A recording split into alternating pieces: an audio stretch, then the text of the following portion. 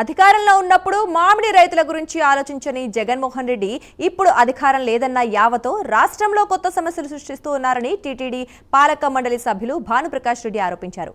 పర్యటనల పేరిట కార్యకర్తల ప్రాణాలను తీస్తున్నారని, అలాంటి జగన్ మామిడి రైతుల కష్టసుఖాలను తెలుసుకుంటారంటే నమ్మేదెలా అని ప్రశ్నిస్తోన్న భానుప్రకాష్ రెడ్డితో మా ప్రతినిధి రవివర్మ ఫేస్ టు ఫేస్. బంగారుపల్లెంలో రైతులు పరామర్శించేందుకు వస్తున్నటువంటి జగన్మోహన్ రెడ్డి పర్యటనను బీజేపీ నాయకులు తీవ్రంగా వ్యతిరేకిస్తున్నారు. గతం కేంద్ర ప్రభుత్వం ఆదుకోవాల్సిందిపై తమను విమర్శించడం ఏంటి అని చెప్పేసి వైసీపీ శ్రేణులందరూ కూడా దీన్ని పూర్తిగా వ్యతిరేకిస్తున్నారు. దాని పట్ల బీజేపీ నాయకులు మనతో ఉన్నారు. వారిని అడిగితే సార్, ఇవాళ బంగారుపల్లెం పర్యటనను ఎందుకు వ్యతిరేకిస్తున్నారు ఏంటి? యాక్చువల్గా రైతులకు మీరు సహాయం చేయాల్సింది, పర్యటన ఎందుకు వద్దంటున్నారు ఏంటి? మేము ఎక్కడ వద్దంటున్నామండి? 500 మందికి అనుమతి ఇచ్చాం. పరిమిత సంఖ్యతో రాండి అని చెప్తున్నాడు. ఇదేం దండయాత్ర కాదు, మీరు పరిశీలించేదానికి వస్తున్నారు. మాకు తెలిసి మీరేదో పగతో ప్రతీకారంతో వస్తున్నట్టు అనిపిస్తుంది తప్ప జగన్మోహన్ రెడ్డి గారి పర్యటన రేపేదో వారి కోసం ఓదార్పు యాత్రగా నాకైతే కనిపించట్లేదు.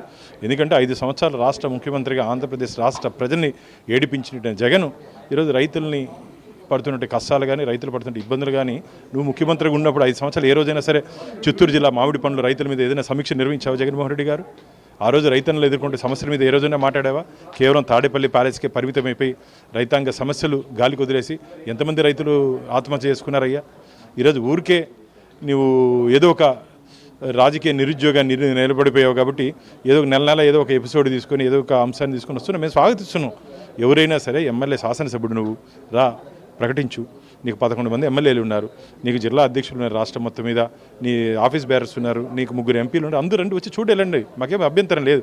కానీ 10,000 మంది 20,000 మందితో వస్తామంటే అది మాత్రం ఒప్పుకునే ప్రసక్తి లేదు. మొన్ననే నీ కార్యకర్త చక్రాల కింద నలిగిపోయినా సరే పట్టించుకోకుండా నీ యాత్ర ముందుకు తీసుకొని పోయినావు. అలాంటి వ్యక్తి మీద ఏ విధంగా ఆంధ్రప్రదేశ్ రాష్ట్ర ప్రజలు నమ్మకం పెట్టుకుంటారు చెప్పండి? సొంత కార్యకర్తనే నిర్లక్ష్యంగా ఉంచుంటూ నువ్వు రేపు మా ఎన్డీఏ కూటమిలో ఉంటే మా ప్రభుత్వం పోలీస్ శాఖకి క్లియర్ కట్ సూచనలు ఇవ్వడం జరిగింది. వారు వస్తుంటే పర్యటనలో ఎటువంటి అడ్డంకులు కానీ మీరే ఉద్దేశపూర్వకంగా మీరు కానీ చూసినట్టయితే అంబటి రాంబాబు గారు ఏ విధంగా బ్యారిగేడ్స్ అన్ని ఎత్తేసి కార్యకర్తలను రెచ్చగొట్టి రెచ్చిపోయే విధంగా వివరించి పోలీసుల మీద దాడి చేసే విధంగా వారు వివరించారు. అలాంటి కుట్రలు ఖచ్చితంగా రేపు జగన్మోహన్ రెడ్డి చేస్తారని చెప్పి మాకు గట్టి విశ్వాసం నమ్మకం ఉంది. కానీ పోలీసులు ఎటువంటి అడ్డంకులు సృష్టించరు. మీరు కానీ చట్టాన్ని అతిక్రమిస్తే మాత్రం ఖచ్చితంగా మీ మీద చర్యలు తీసుకుంటాం. సార్, ఇవాళ కేంద్ర ప్రభుత్వం కర్ణాటకలో ఏమో కేంద్ర ప్రభుత్వం మామిడి పండ్లు కొంటూ ఉంది అంటే ఇక్కడ మాత్రం ఇంతవరకు దాని మీద ఎలాంటి స్పష్టత లేదు. రాష్ట్ర ప్రభుత్వం విజ్ఞప్తి చేసినా కూడా దానికి స్పందించడం లేదు. దీన్ని ఎట్లా భావించాలి? ఖచ్చితంగా ముఖ్యమంత్రి గారు కేంద్ర ప్రభుత్వ పెద్దల దృష్టికి మామిడి రైతులు సమస్యలు వారు తీసుకుపోవడం జరిగింది. కేంద్ర ప్రభుత్వం దీంట్లో ఏ విధంగా స్పందించాలి, ఏ విధంగా వీళ్ళని ఆదుకోవాలో పెద్దలు దీని మీద నిర్ణయం తీసుకుంటారని చెప్పి ఆశాభావాన్ని వ్యక్తం చేస్తున్నా. నేనైతే ఖచ్చితంగా చెప్తున్నా, ఆంధ్రప్రదేశ్ రైతాంగాన్ని ఆదుకునే విషయంలో మాకున్న చిత్తశుద్ధి జగన్మోహన్ రెడ్డికి లేదు. దాదాపు 40,000 ఎకరాల అమరావతి పునర్నిర్మాణం కోసం ఇచ్చినటువంటి రైతుల్ని ఏ విధంగా 5 సంవత్సరాలు ఏడిపించావు జగన్మోహన్ రెడ్డి గారు? కాబట్టి రైతుల వ్యతిరేకిగా నువ్వు ఆంధ్రప్రదేశ్ రాష్ట్ర ప్రజలు నీ మీద ముద్ర వేశారు. కాబట్టి రైతుల గురించి కానీ, రైతాంగాన్ని గురించి కానీ, మామిడి పండు గురించి కానీ మాట్లాడే నైతిక హక్కు మీరు కోల్పోయారు. సరే, ఇవాళ అంటే గుజ్జు పరిశ్రమలు అంటే మాజీ మంత్రి గుజ్జు పరిశ్రమ ఉంది, వాటి మీద మీరు చర్యలు తీసుకోకుండా ఇవాళ మద్దతు ధర ప్రకటించకపోవడం దీన్ని ఎలా భావించాలి? ఖచ్చితంగా మదనపల్లి ఫైల్స్ నుంచి మ్యాంగో ఫైల్స్ కూడా ఓపెన్ అవుతాయి. ఏ విధంగా ఇక్కడ ఉన్నటువంటి ఈ పల్ప్ ఇండస్ట్రీ మేనేజ్మెంట్ ఉద్దేశపూర్వకంగా రైతులను ఇబ్బంది పెడితే మాత్రం వారి మీద కఠినంగా చర్యలు ఉంటాయి. ఎందుకంటే వారికి ఉన్నటువంటి గైడ్ లైన్స్ ఏ విధంగా వివరించాలో ఆ విధంగా వివరించాల్సిన అవసరం ఉంది.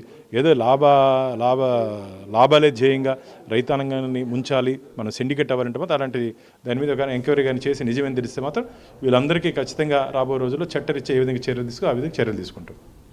అంటే ప్రధానంగా పరిశ్రమలన్నీ కూడా ప్రజలకు శ్రేయస్కరంగా, రైతులకు శ్రేయస్కరంగా కృషి చేయాలి తప్ప సిండికేట్గా ఏర్పడి దోపిడీ వ్యవస్థలకు తెరతీస్తే మాత్రం చర్యలు తప్పు అని చెప్పేసి హెచ్చరిస్తున్నారు బీజేపీ నాయకులు. విడుదల నష్టమతో రవి ప్రైమ్ 9 తిరుపతి. చిత్తూరు జిల్లాలో బంగారుపాళ్యం మండలం మార్కెట్